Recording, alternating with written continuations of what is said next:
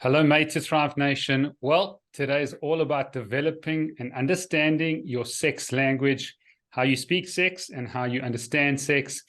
And it is an R-rated show, but we've got a very special guest who's a somatic sexologist. Listen to a lot of her work, and she's a star. She's an author, founder of the Erotic Blueprint, author of Your Blueprint for Pleasure, as well as star of the Netflix series Sex, Love, and Goop. It's a privilege to have Jaiya on the show. Welcome to the Made to Thrive show. Thank you so much. I'm so honored to be here. Yay. And I love that I'm R-rated.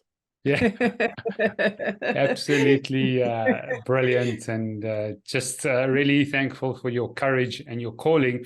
And I want to put this interview in sort of a frame and a construct of four sort of main areas. And I've got a good friend who spoke about, books and podcasts having so these four pillars or understandings. And one is give them a reason to care. Why should people care about their sexual health?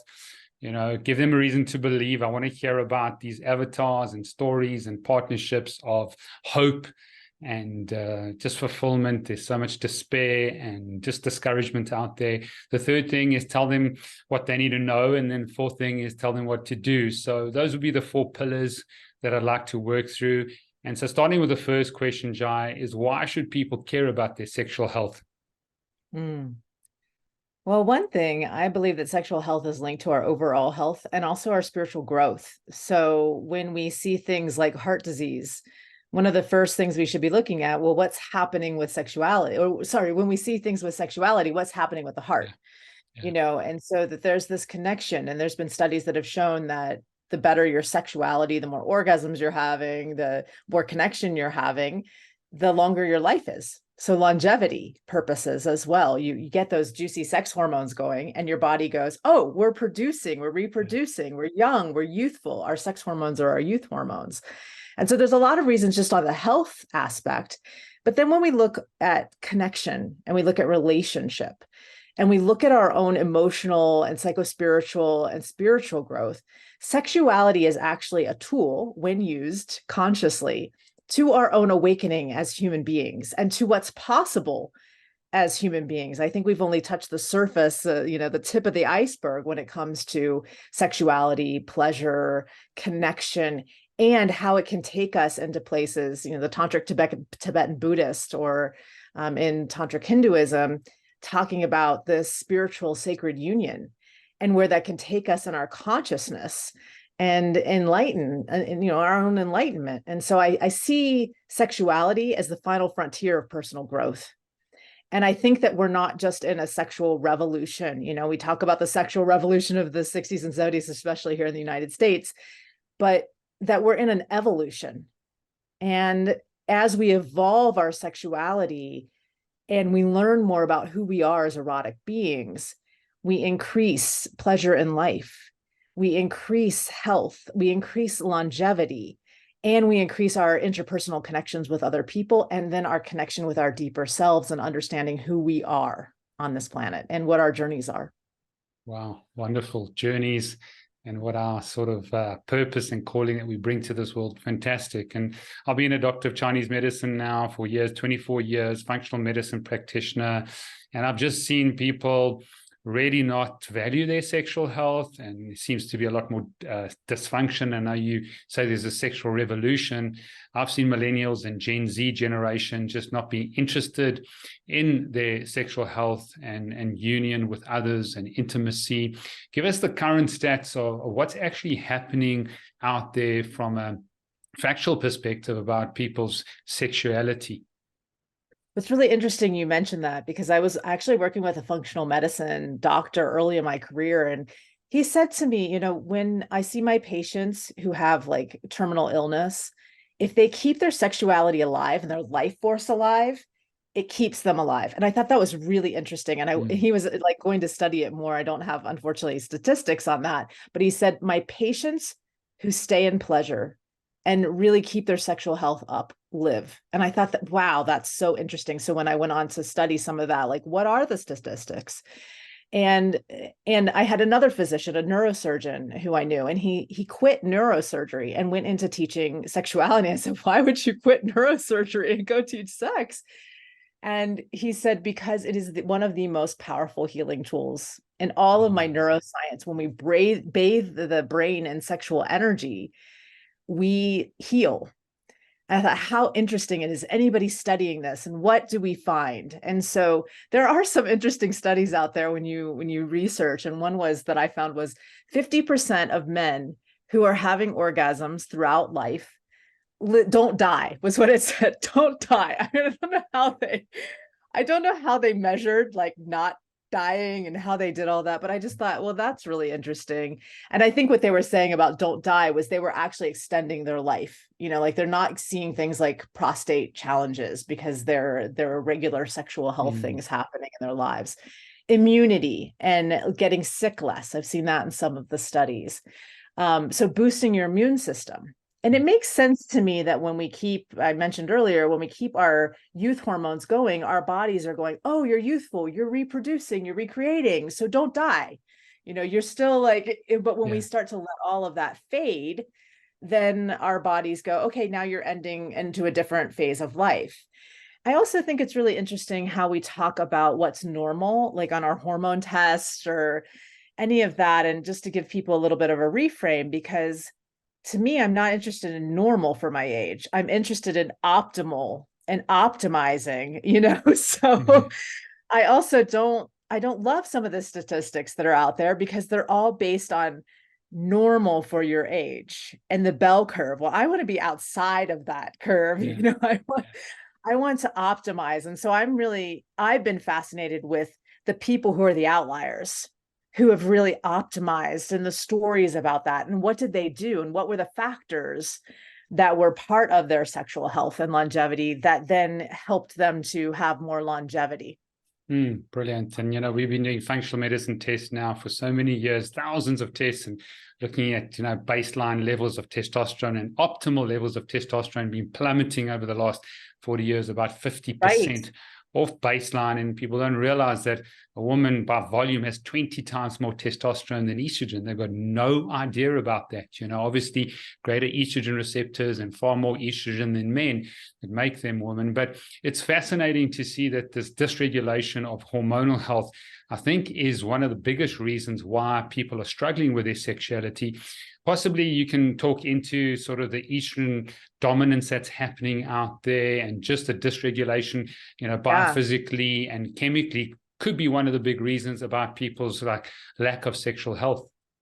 100%. I see this. And, it's interesting in my career over the 30 years that I've been working, I see people younger and younger with low testosterone and estrogen dominance in their bodies.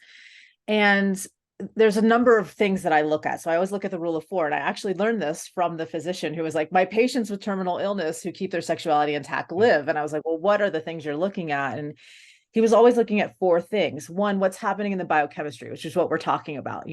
Why are we getting estrogen dominance? What's happening in the water? What's happening in our food? What are the foods you're eating? Are you using things that are causing some of that in the environment? Like some of the estrogenic like air fresheners or things like that, that can. I had a story from a functional medicine doctor I was working with, and she was telling me how she had a client who was spraying the air fresheners that take smells out of the environment all over his body in the car before he was going to work, and he started lactating. So and then they took that all away and he stopped lactating. So things like that are in our environment that are affecting our biochemistry. And how is that environment affecting your biochemistry? I think it's a really good thing to look at and to understand, because we don't understand. We just get these things and we have them around our house and in our environment, and then they're affecting our hormones. Yeah. And so yeah, that's something to consider. And then we have by the emotional aspects. So how are our emotional world? How is our emotional world affecting our biochemistry? How is that affecting our bodies? And we're really looking at that, because what is the relationship between you and your partner, or lack of a partner, and how is that affecting your overall health and your libido? Oh, you're fighting with your partner every day. For some people, that increases libido. For other people, the majority of people, about 80%, if you're in stress in your relationship, it's going to lower libido. And I'll explain a little bit more about the types, because one of those types, doesn't matter what's happening in their world, sex is actually the thing that relaxes them. So if you're having a fight with your partner, you want to go to sex, but that's a smaller percentage of people. And then that's me, the sexual. Yeah. That's me. That's me too. Me too. I'm stressed. Let's have sex, and then we'll feel better. And then we have so we looked at biochemical, we have the emotional, we also have the physical. So what's happening in the physical body? Is there muscle tension? Is the what's happening in the nervous system? Is the vagus nerve strong, or do we need to have more stimulation of that vagal complex, which then will lower some of the stress on the body that will have you have more libido or want to have more sex? So we're looking at the mechanical aspects, and then especially with things like erectile dysfunction or looking at premature ejaculation, which are the two most common things that people with that are male-bodied, cock-bodied, those people. I'm like, can I say cock on this? You said it was X-rated. That are cock-bodied. That they, we're looking at, well, what's happening in the musculature of the pelvic floor, and how is that then affecting the system? Are the muscles weak, which from all the sitting that we do, we're not squatting. We're not like, this flat-footed squats are so good for us, but we're sitting in chairs in front of computers more and more these days. So how's that affecting things? And then the final one is the bioenergetics.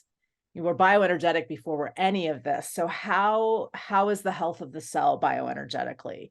What's happening in the meridians? Is there scar tissue? Have you had, I've worked with athletes and they've got these surgeries sometimes that happen because they get muscle tears, and then the scar tissue infiltrates into the pelvic floor, and then that's affecting the whole energetic system, because if you have scar tissue in the midline, then that affects the vessel.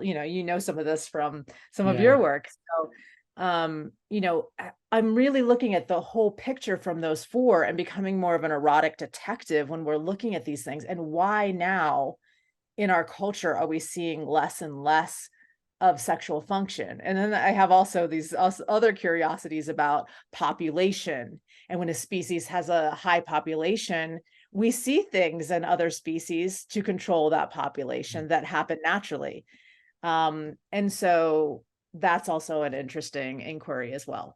Brilliant. What a summary. Let's just go there. So you're talking about the biochemical aspect, all hormones and chemistry, and then you talked about emotional health, and you'll come into that, and then you're talking about the vagus nerve and your autonomic nervous system.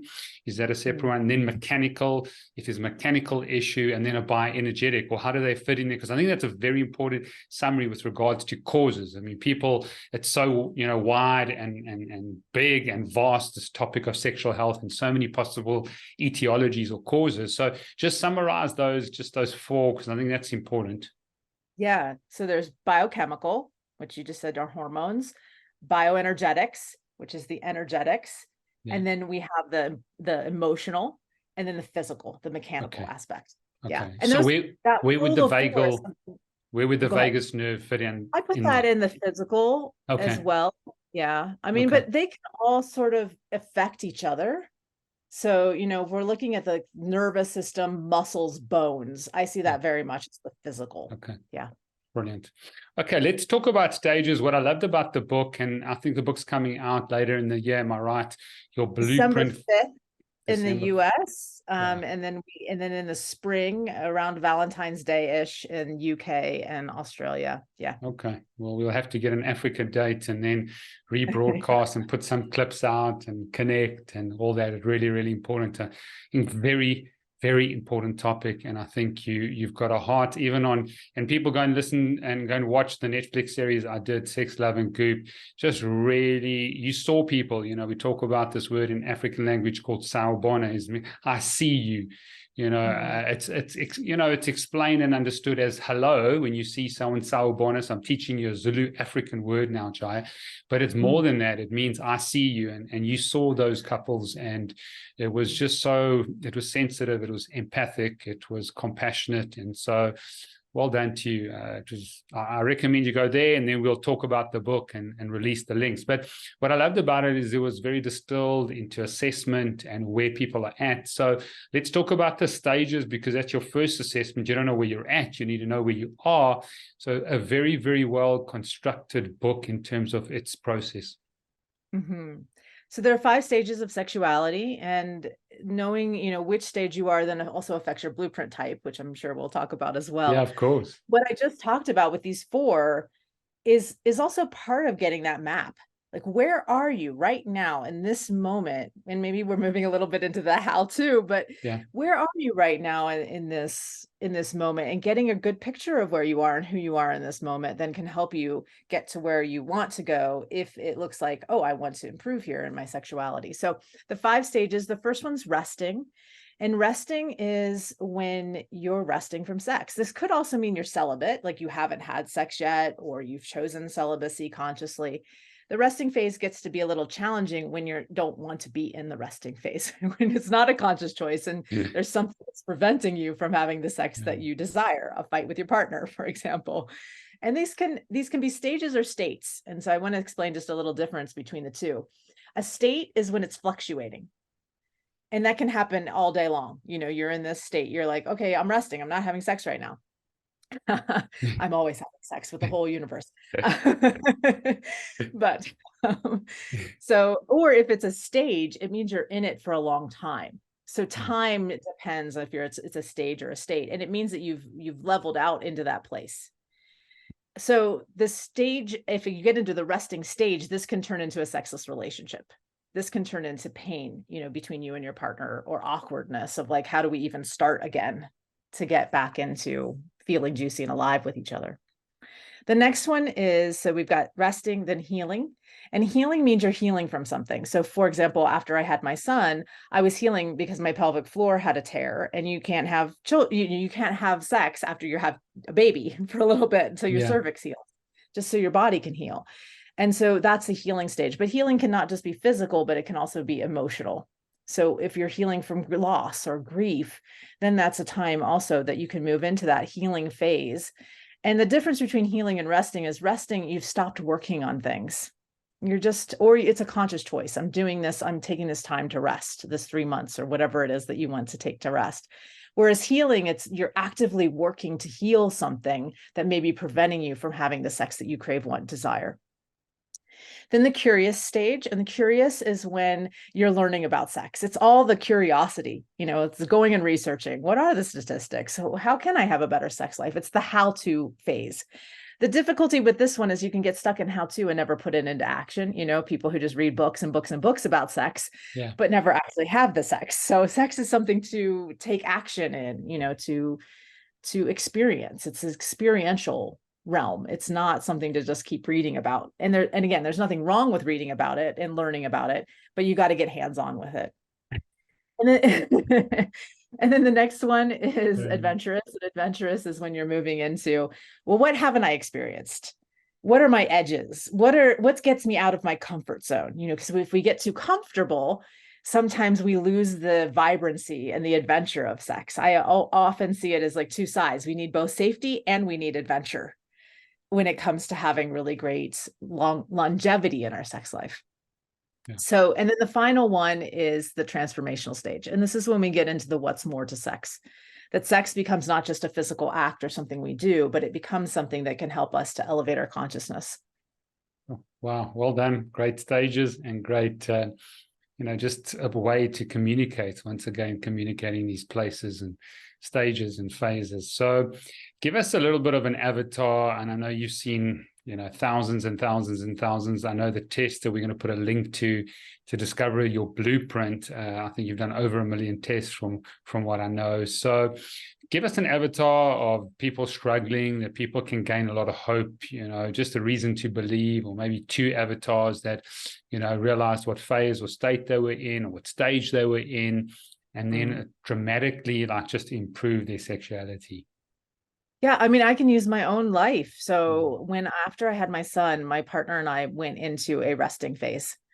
It was like we were just two separate beings, you know, on the side. I'm on one side of the bed crying myself to sleep because I'm a sexologist and I'm supposed to be having hot, juicy sex. And my partner is on the other side going, you know, all the thought processes that he was having of not feeling good enough or like he couldn't provide.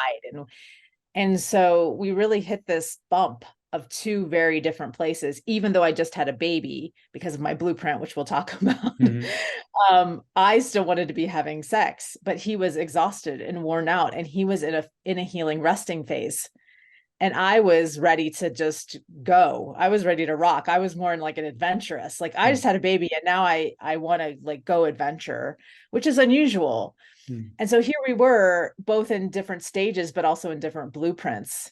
And it was when we discovered all of this and could recognize it that we had a radical transformation and went from a completely sexless relationship for almost a year to a very hot and juicy sex life that is now maintained 16 years later. So, you know, to have that transformation, it was really painful, you know, really, really painful. If you can imagine, and I'm sure some people relate to this, where you're trying to connect with your partner and you're mismatched, you feel like you're mismatched and you're on completely different pages, and this abyss opens up between you that feels like it's uncrossable. And so I see a lot of that in my practice.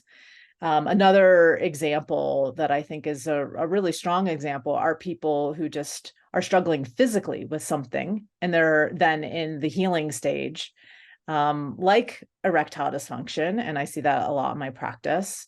And I had a client who was suffering from, he had a heart attack and had to have open heart surgery and had cancer at the same time. Wow.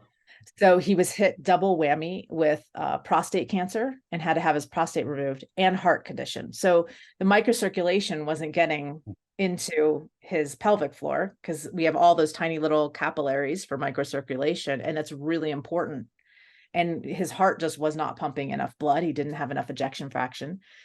And so and then the prostate, they had cut nerves.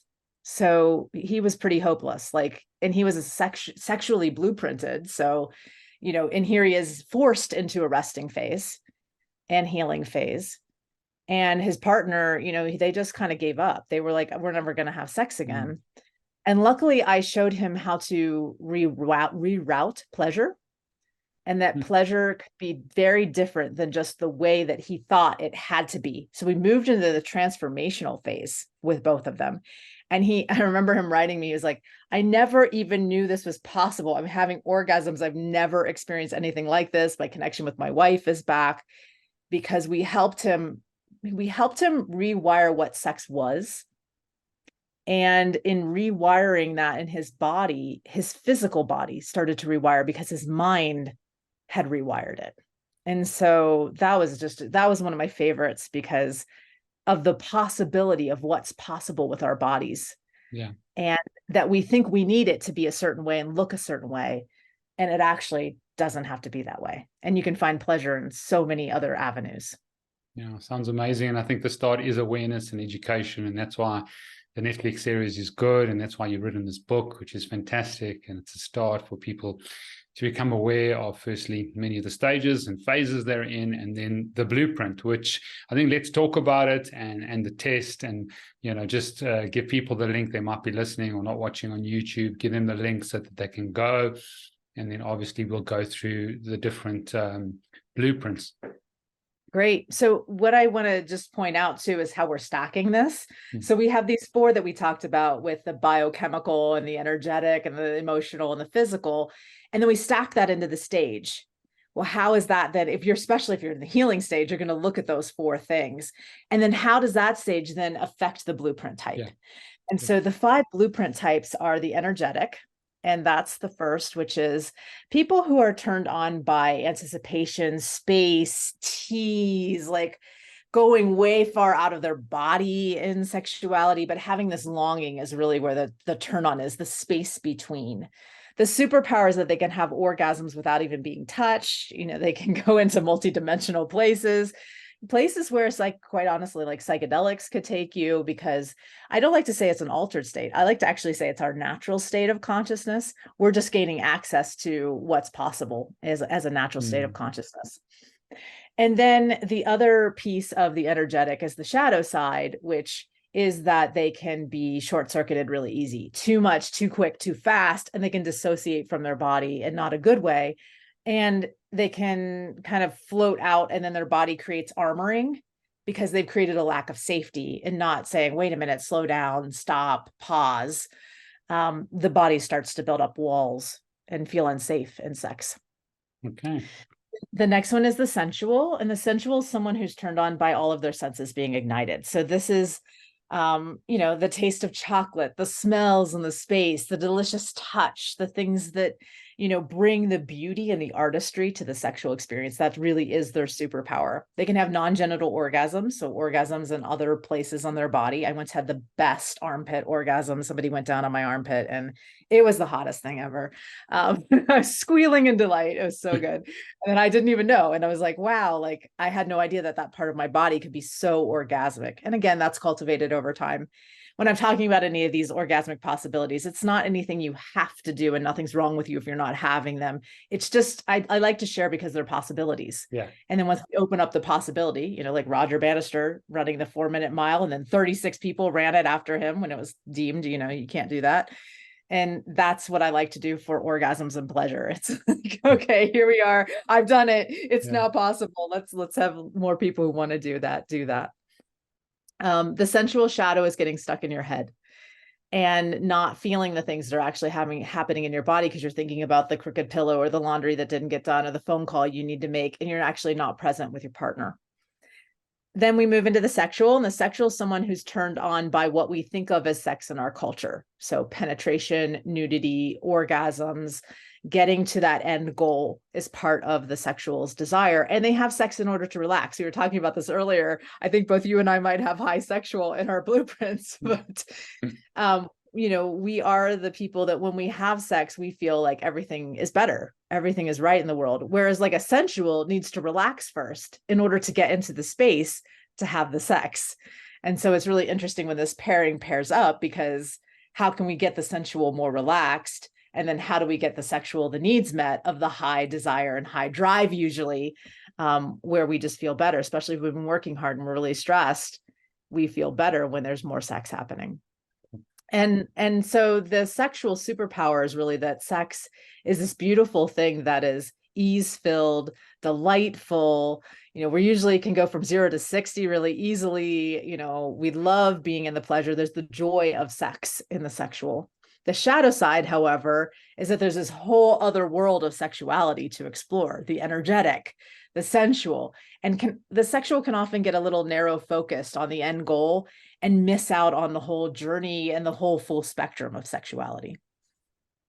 Then we have the kinky, and the kinky is someone who is turned on by the taboo. And this is whatever is taboo for you. So I define that really loosely because there's a huge wide range. I had a clients who were very religious and had been married for 40 years, and they'd never had sex out of missionary position. And they always did it the same day of the week.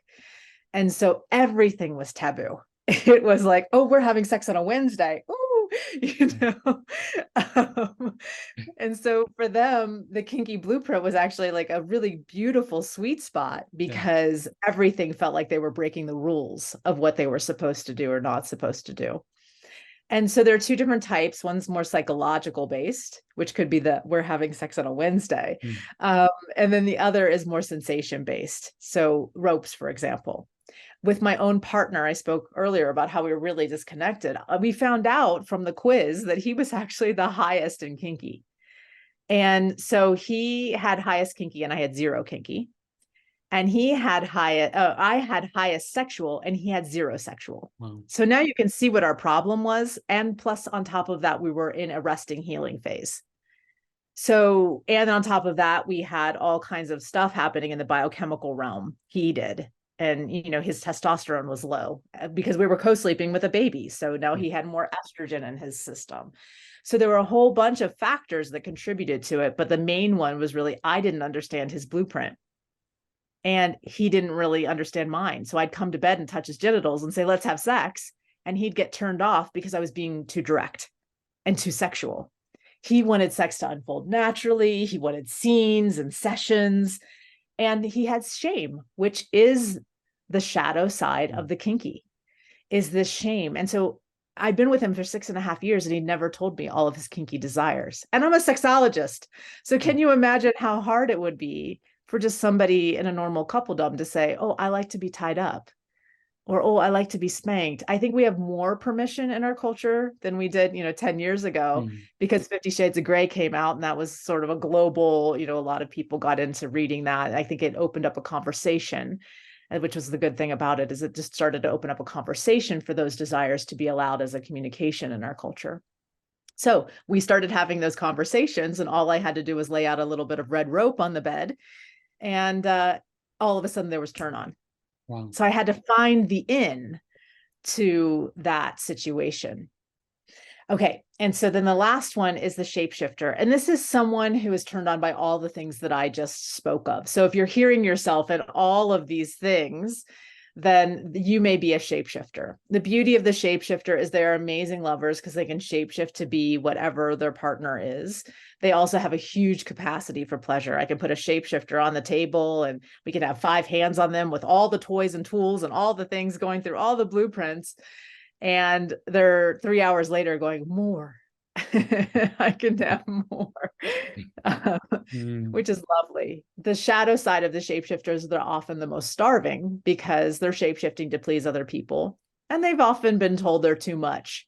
It's not that they're too much. It's just that they're very erotically intelligent and very sophisticated. They've often been told they're too complex. It's not that they're too complex. They just have a high erotic IQ. And therefore they can, and they have full spectrum sexuality. They're not missing anything in any of the blueprint methodology. And that's part of my theory. I think we're actually all shapeshifters. We've just been conditioned and programmed out of it. And we haven't been given the opportunity to have a wide range of education around sexuality. So we've only got that tip of the iceberg, and we're not full spectrum sexual beings. We've limited ourselves in anything, so when you take the quiz, it actually shows you where you're limited, unless you're coming out as a fully developed shapeshifter. Okay, so you think like if you're whole and you're in a environment where genetically things are really good, and then epigenetically your culture and your education, then you would turn out to be a shapeshifter? Yeah. I ask people all over the world when I go speak or when I'm doing different events, how was your sex education?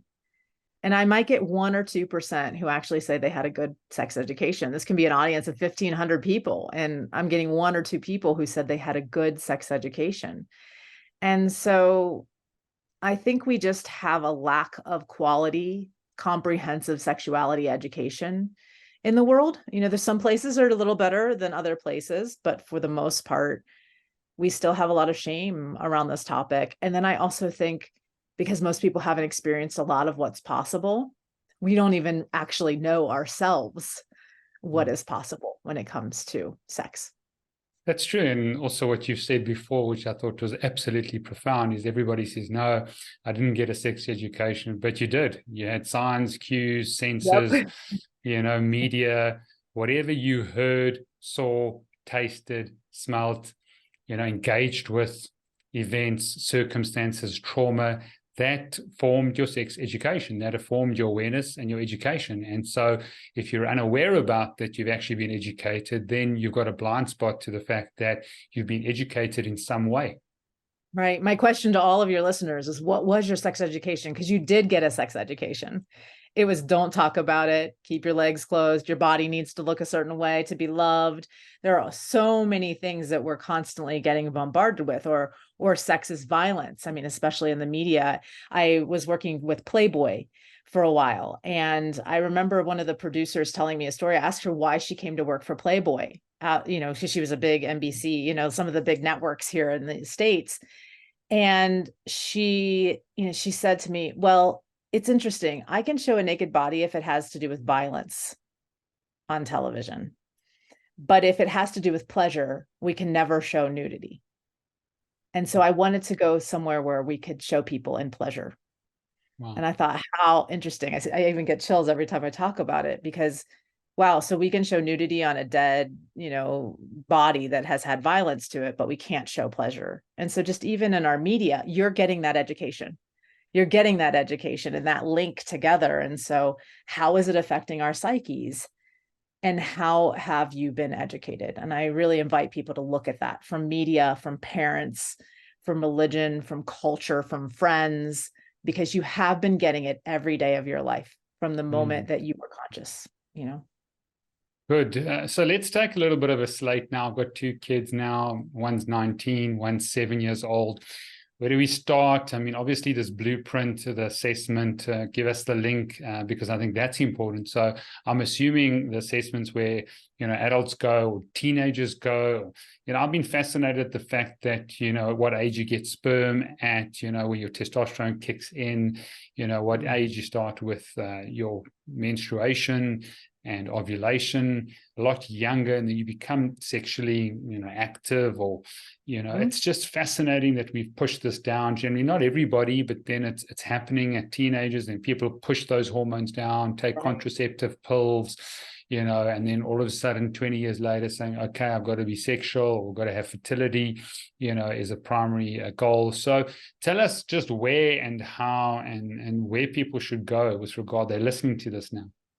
Yeah. So there's the quiz for anybody who's 18 or over. You can go to our website, take the quiz, find out who you are as an erotic being. And there's the in-depth one, which will give you percentages of all the blueprints. And then there's the other one that you can take that'll give you one. So when it comes to teens and talking to kids about sex, under 18, especially as they're going through this time of menstruation or having those first nocturnal emissions. And I think it's really important for you to do your own work as an adult when you're talking to your kids about sex. Because if you're coming with shame and negative beliefs and lack of proper education, comprehensive, medically accurate sexuality education, which in the United States, we don't even have to have in most states medically accurate sex education, which to me is like, what? And I don't know what it's like in other places in the world like that. I know some places are really good about it. Some of the European countries are really good about it. But, having done your own work and knowing your own self, you can then educate your children from a very different place of no shame, of comfort, of openness, of non-judgment, because that's really where the trauma happens around sexuality and the messages happen that you're not okay, especially in the teen years, because that's when they're getting all their body image stuff. That's where they're starting to look at how other people perceive them. And so in those teen years, to make sure that there is a safe place to come to get education, a non-judgmental space, and a space that isn't going to create shame in them, which says I am bad or wrong for desires or for who I am or for my body. And so that's really important. If you cannot be that space, there are resources. So I love the website Scarlet Teen.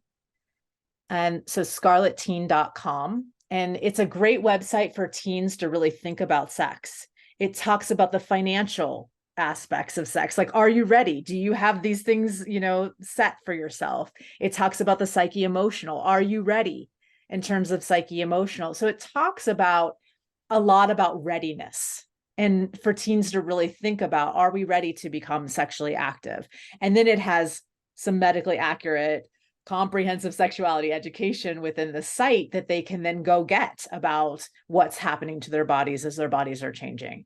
What happens when someone's pressuring them to have sex? One of my favorite books is called Dilemmas of Desire. And this book, it interviewed teen girls about sexuality. And one of the things that was so sad to me about this book and why it had such an impact on me, I think it was 98% of the 100 girls they interviewed, sex just happened.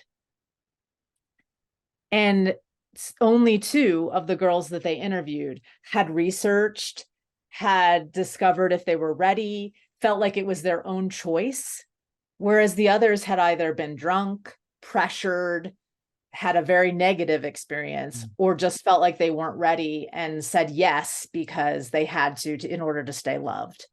And so how can we empower our teens with knowing when they are a yes to sex and knowing how to set boundaries, knowing how to talk to a partner about what, how they want to be touched?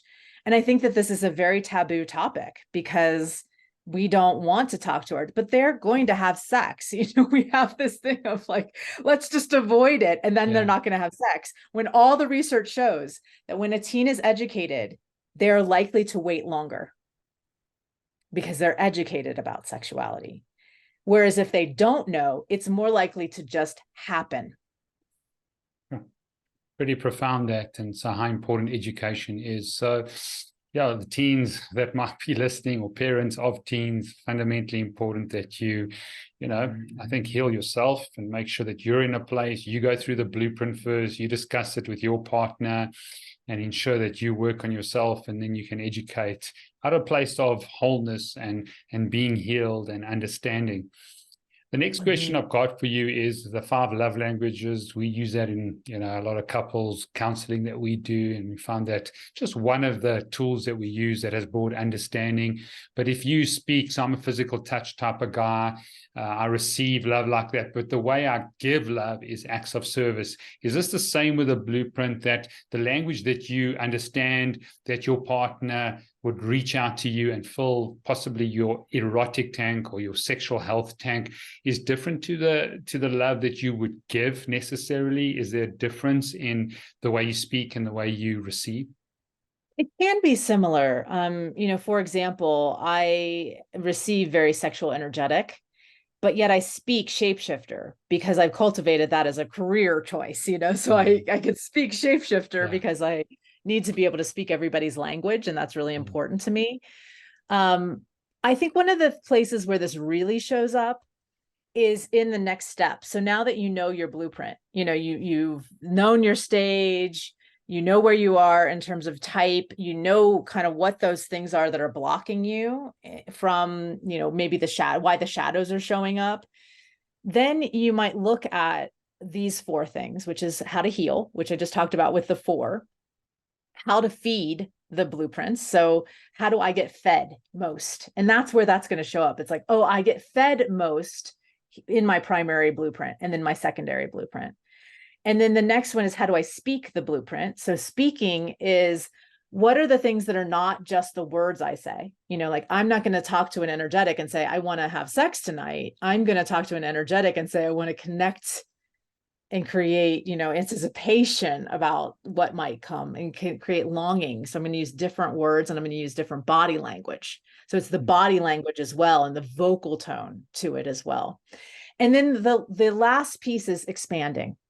And this is where the receiving piece shows up the most, because as you go to expand into a new blueprint, you may be more comfortable receiving in a certain blueprint than giving in it, or giving in it than receiving. So when I went to expand to match Ian more with kink, I was so much more comfortable giving than I was in receiving it. So much more comfortable because I felt like I was in control, but also I had some language because I had that shapeshifter access.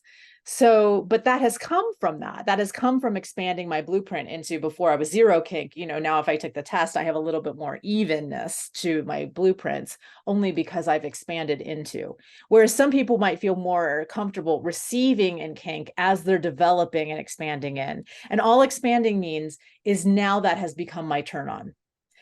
And so when we're looking at these couples who have mismatch, and I'm putting that in quotes because I don't believe it's necessary an incompatibility. I think we all they're like languages. We just learn how to speak them, just like the love languages. We're just learning how to speak each other's eroticism. And so because I didn't have vocabulary access to kink with my partner, it was really important for me to learn his language because I love him. It's like, I love you. I'm willing to now, and I talk about this a lot in the book, this willingness. I'm willing to now feed you. But I have to learn how to expand into it. So it'd be not just me just like going through the motions. It's actually me being turned on by the thing. And where does that, like a Venn diagram, where does my turn on and your turn on in kink cross?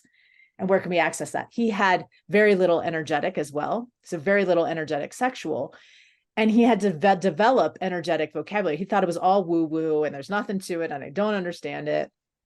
And he found the crossover in playing with me and teasing me energetically to the point where I would beg to be touched. And now we've moved into kinky because I'm begging to be touched, and he loved that. And so we find these crossovers of places where the turn on becomes a yes for both of us in whichever blueprint we're in. Brilliant. And it seems though, if you don't value or you don't have a priority of your sexual health, then other things are going to get in the way, sort of, activities and stress and work and kids and that.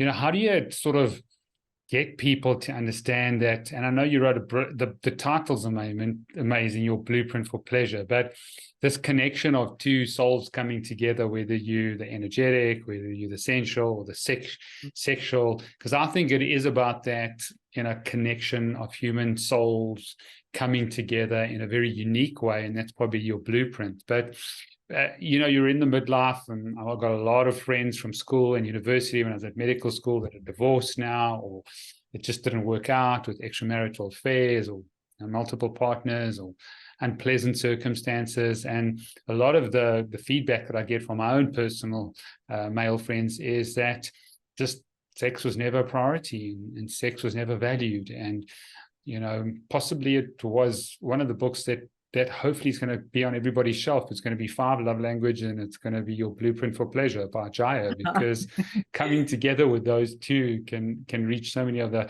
different parts of us, our emotional and physical and sexual health. But what can you say to those people in that very difficult time? I know there are these phases and stages, and you've got to acknowledge that, but it can be very difficult for this sort of culture of I want it now, and I'm not going to be patient, and I'm not going to be waiting for you, and my needs aren't met, and so I'm out.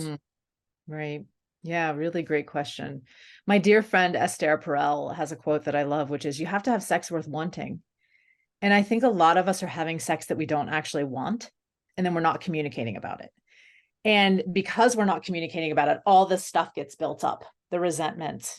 And I believe we need to be clearing that in the moment. Okay, hold on, pause. Let's slow down. Let's touch differently. This is what I need in sexuality. Are you willing to meet my needs in sexuality? Are we willing together to go on an adventure of having sex worth wanting? That's the first question. And if you aren't willing to do that, now we have a different conversation. Am I willing to stay in a relationship where I'm not sexually fulfilled? Could that relationship look different? Am I 100% all in? So one of the things I did, Ian and I were in this rough time I talked about with my partner. And I realized that I always kind of had one foot out the door. Always. Because I always thought maybe something better would be around the corner. And I made a commitment to me and to our relationship without telling him that I would be 100% all in. And I often advise this: before you leave a relationship, check yourself. Are you 100% all in? And if you're not, are you willing to try being 100% all in? Because I believe it really only takes one person to change the dynamic of a relationship. And that's from my own personal experience. So all in. I went all in, 100% all in. I'm not going to entertain the thoughts anymore that something could be better outside of this relationship. I'm not going to entertain that part of me that questions, that feels unfulfilled. I'm going to take and empower myself to communicate, to take responsibility, and to step up into this relationship in a way that I never have. And that was about 7 years into our relationship. And so that year, it was October, and we were in Jamaica. I had a gig in Jamaica, and we were out on a pier, and there was a bed on the pier, and it was this restaurant that served you out on the pier. It was this amazing meal. And there's a lightning storm out in the ocean that we could see, light this flashing into the ocean. And I said, it just felt like the right moment because our relationship had changed drastically in the last 10 months. And I said, have you noticed anything different? And he was like, yeah, I mean, our relationship is incredible. It's like a 10 out of 10. I said, do you want to know what I did, what I changed? And he was like, yes, what did you change? And I said, at the beginning of this year, I made the commitment that I would be 100% all into this relationship and no longer entertain this aspect of me that was questioning it. And it worked. It worked. And so that's an invitation for people who are questioning, who are quick to leave or end things, because it's just going to follow you. I've seen this. over and over. If you don't do your own inner work and Yeah. take your own responsibility for the way that things are, not that other people don't have a role in that, but that's the most powerful and empowering thing you can do. I'm taking responsibility for my relationship. I'm taking responsibility for my pleasure. I'm taking responsibility. I'm not expecting my partner to mind read anymore. I'm not expecting my partner to know all these things that I'm not communicating or that I don't even know myself about my own sexuality. Yeah. Yeah, that is powerful. And it talks to me about almost unconditional love and coming to a place where I'm fully committed physically, mentally, emotionally, sexually. Wonderful story and just walking the talk. That's wonderful. I know I'm going to get a lot of questions about drugs and things like Viagra and supplements and how important those are, and your top supplements and your top medications and top sex toys. I mean, once again, I mean, Netflix, many of my listeners or people watching this might have Netflix to go and watch Sex, Love and Goop. I love the partner, and looked at the kinky and what you use, and it was very well done. There was no shame. It was just, I don't know, it was honest and real, but raw, but truthful. And so, well done to you. But let's talk about drugs, what your view is as a sexologist for like 30 years, and supplements, what's been helpful, and even possibly sex toys. And I know it speaks to the blueprint. And I think the first step is to do the blueprint. Well, for me, the first step might be go watch the Netflix series, wait for the book, or do the blueprint and arm yourself with awareness. I mean, transformation starts with awareness, both conscious awareness and subconscious awareness, to put yourself in these environments. But yeah, talking to those spaces. Yeah, it's really interesting over my 30 years in my career, because I think I've changed a lot as I've matured in this and really understood more. I think we all do in our careers, like you grow, we grow as people. And I used to be very natural, 100%, like all natural. My favorite thing for testosterone boosting, since we've been talking about that, I'll give just, this is a really quick one, is deer antler, which has the interleukin growth factor in it. And I have to actually be careful with it because my libido goes so high. Poor Ian, because he's not a sexual. So, Okay. But just interesting, how much that can really change things in terms of libido and testosterone. And I find that a really powerful herbal supplement that people can use. I love to mix it with colostrum and ghee and a little bit of stevia. Okay. And make these fat bombs. Just so good, super anabolic, just really good. What did you say the supplement was? Deer antler. Deer antler. With ghee and colostrum. Okay. If you can get that, deer antler with ghee and colostrum, and mix it all together in a bowl. Sometimes I put a little maple syrup, sometimes a little stevia, depending on sugar levels. Brilliant. Maybe while we're talking about Fedocia, Agrestis, or Tongad Ali, I'm not sure you've got any sort of experience on those two. Yeah, Tongad Ali as well. That's one that I work with a lot. And just in terms of my own physical body and some things that I've seen clients work with as well. I like to mix those two, in the Tongad Ali with if you want something really young, because Tonic Herbalism, we're looking at one of the things I like about Tonic Herbalism is to me, it feels like something you can do daily as a tonic versus medicinal herbalism. I'm sure maybe you've talked about that before. Yeah. And so having these tonic herbs and then seeing how they respond in your system. I work with epimedium a lot, the horny goatweed, Tongkat Ali, and those are very young, have those strong young, those are the things that I think are more likely to boost the testosterone, is when you have those young herbs. Now, some people need more yin. I actually really do well with yin because I'm such a high testosterone, very wood and, wanting to like do a lot, active, very sexual. And so having the yin to kind of calm some of that fire in me is good. And so some of those that I love are like Shazandra, Pearl. Those two really, they're beautifying. They bring out that inner radiance, can be much more Shen in the three treasures. We have the Shen, the Qi, and the Jing. I really like to have a balance in that methodology of those things, but sometimes we need to boost some of the Jing for the sexual vitality. Yeah. So those are some of the natural. I really, pelvic floor pain. I've also gotten into one of the things I think that is taboo is getting body work in their area of the body, but working with a physical therapist, if it's something in the physical realm where it may really be beneficial. I even had dry needling once of my vagina. I don't think I've talked about that publicly, but there it goes.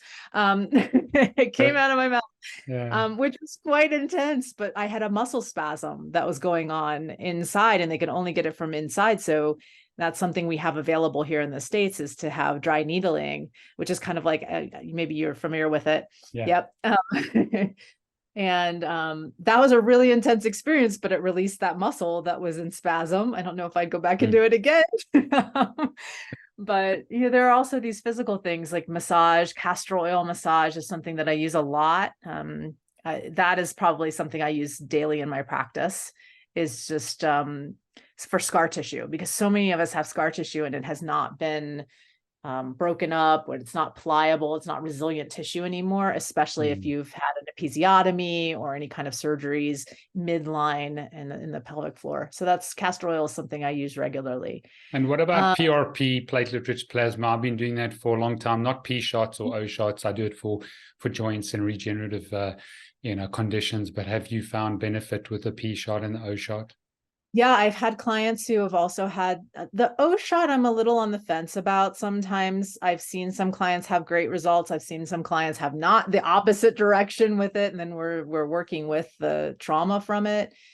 But the PRP, I had a client who had erectile dysfunction we were working with, and he went and had PRP done in the pelvic floor and no longer had any erectile problems. So I've seen really good results from the PRP, especially because it's like your own body, it's your own body's resource. So, hip joint problems, I've done PRP myself. And so definitely something that I would recommend. In terms of like Viagra and those things, if it makes you happier, I used to be really anti all of that and pharmaceutical drugs, but if it increases if the benefits outweigh, some of the side effects and the things that can happen with that. And I've even learned more about like how maybe that helps with heart health and some of those connections. I'm not anti that. Now, with the people with vulvas, it's a little different. They have not found a drug that increases libido because our sexuality is a little bit more complex, I think. But I think it's really interesting that we do have a drug that can enhance sexual pleasure and enhance erectile function. And, hey, if you're in that place and it helps you, great. But don't bypass the reasons why that's showing up. Have you looked at the psycho-emotional aspects? Have you looked at the pelvic floor? Like, I would exhaust all those things before you go there.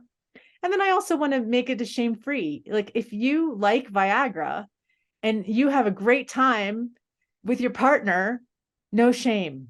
Yeah. No exactly. shame. Yeah. Yeah. Wonderful. And then toys. I'm really into a thing for women too called V Magic right now. I haven't said like a product name brand, but I'm really into this right now. It's a product here. And it is like a vulva balm for lubrication, especially for menopausal women. I think what happens a lot is the tissues get torn because the tissue gets too dry or thin and less estrogen. And then we get challenges with pain. And that stuff has been a lifesaver for me. And like, I was really, I was going to get the dry needling because I was having so much pain. So that really helped. But the dryness was a big factor. And those tissues just need the lubrication and moisture because they're mucous membrane. And if the mucous membrane's dried out, you're going to have painful sex. So some kind of vulva balm that's thick, that has good herbs in it. And this one's called V Magic. Really, really enjoying that right now. Brilliant. We'll get those links from you, which I think is important. And I don't know what you've found in terms of arginine. I've just started doing a lot of peptides now and a lot of amino acids. Supplementing with arginine when we do the testing has been really good from nitric oxide. Amino acid testing has been brilliant. I don't know about injectable peptides. I've used them and tried to empower patients, but it's been difficult and sort of the compliance has been tricky. So maybe just comment on amino acids or peptides. Yeah, I have clients in their 70s, and the peptides have been lifesavers for them. Usually, like when people are getting older and they're looking at the peptides and the amino acids, they swear by it. I mean, like every time they come talk to me, they're like, peptides, Jaiya, you need to be talking about peptides, learn about these peptides. So I've seen really great results, just also in like energy levels with that as well. And like if you don't have great energy, you're not going to want to have sex. So energy levels and libido for sure with the peptides, and also function I have seen with my clients. I have a client who's 70, and boy, I mean, he just can outpace me. Sexual blueprint, peptides. And like I can't believe it. It's like he can ejaculate and then just get an erection again and ejaculate. It's like he's on Viagra all the Wow. time. Wow. I mean, not that Cool. extreme, but Yeah. but Okay, sex toys now. Sex toys. Tell us about sex toys. Yeah, so some of my favorite toys, depending on blueprint, I'm just going to go through. So energetics, crystals seem to be really, really good. So there's a lot of like crystal eggs or crystal different toys that you can play with that are insertables. Those can be really fun to play with. Then we go into sensual. Fur mitts seem to be a favorite. I have some fur floggers because people think floggers, they think kink, but the fur floggers draped across the skin, really, really lovely. So, and you can find those on Etsy. Etsy is like one of my favorite places to shop for sex toys because people make them and you can find really unique things that can go across the blueprints. So fur floggers are a favorite of sensuals. Sexuals, that's where we get into what we think of when we think of sex. Rabbits, vibrating things, oscillating things. I think it's interesting to know the difference between a vibrator and an oscillator. They work differently and how they're moving. And so I really like oscillators. So you can look up, toys that are oscillators. So sexual blueprint, anal toys also can be in there, but that can be also taboo. So that can also fall in the kinky. But I really love Aneros as a product for people with cocks. Have seen a lot of really fun prostate things and just changing orgasm and prostate health. Really vital. And then when we get to kinky, it really depends on kink. So I like to have a variety of things. What do you love? And have you tried them out? In the book, I give games for people to try different things out, but have a good set of ropes, have something sharp that gives a different sensation. I love the Scandal paddle is one of my favorite by Cal Exotics. And that paddle, I love it because it makes a big sound, but it has a thuddy sensation versus a stingy sensation. So what are the sensations that your partner or you love? Is it sting? Is it thud? Is it scratch? And part of having a toy kit is to discover those things. So playing the games, and you don't have to have things from just stores. You can find all these things from around your house. My friend Jaylene Bennett calls them pervertibles. And I love that. So how can you pervert anything? Okay, I have some beads here. How can I like use that on the skin, or can I snap it? What are different ways that you can use anything around your house as a sex toy? And that doesn't cost anything. The dollar store is amazing. You can find vibrating toothbrushes for sexuals. You can find, car chamois to wash your car. I don't know if you have those in South Africa. Yeah, we do. But We do. there are so many things cat toys are great because they have little feathers or little things that make sound. And the shapeshifter, of course, you're going to want to have a huge variety of all these things. Yeah. Wow. Fantastic. That was really extensive, and you must just let us know when we're going to release the show, and we'll be cutting these down and putting them in clips and just getting your work out there. Maybe just before we finish the show, tell us where people can connect with you and find your resources and how they can get hold of you. Great. So Jaiya.love, LOVE is the website. And if you want to take the quiz, I'm sure you'll have a link somewhere, but eroticbreakthrough.com for that. And those are the main places to find me, and watch the Netflix show, the book. Those are really great places to connect as well. Well, I want to teach you a word now called sawubona. I'm going to say it again. And I'm going to say to you, Jaiya, sawubona, I see you. And what a privilege to have connected with you. What a privilege to see someone who's demystified and taken the shame out of it and wanting to inspire and empower people with hope. Very grateful, and thank you for being courageous in your own walk and being vulnerable, which means really to open yourself to possible trauma. People don't want to be vulnerable because that means you open yourself to be traumatized. And so thank you so much. I want to declare favor and blessing over you, your calling, your purpose, your courage. You would write many books. One day we would meet. You got a place here in South Africa to come and visit and share life, because I see that you see people in the most unique way. Sawubona.